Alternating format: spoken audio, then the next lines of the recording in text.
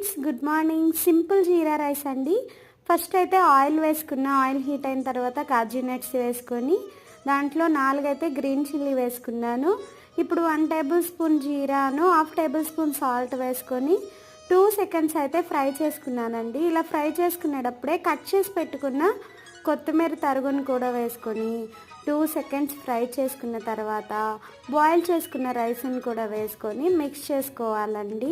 ఇలా ఒక 2 మినిట్స్ అంతా మిక్స్ చేసుకుంటే వేడివేడి జీరా రైస్ అయితే రెడీ అవుతుందండి. ఇది మనం నైట్ టైం మిగిలిపోయిన అన్నంతో కూడా చేసుకోవచ్చు. పిల్లలకి మార్నింగ్ టైం లంచ్ బాక్స్కి ఏం ప్యాక్ చేయాలని టెన్షన్ పట్టుకుంటే ఈజీ రెసిపీస్ అండి ఇవన్నీ. వాళ్ళు కూడా చాలా ఇష్టంగా తింటారు. కొంచెం కూడా వదలకుండా బాక్స్ మొత్తం ఖాళీ చేసుకొని వస్తారు.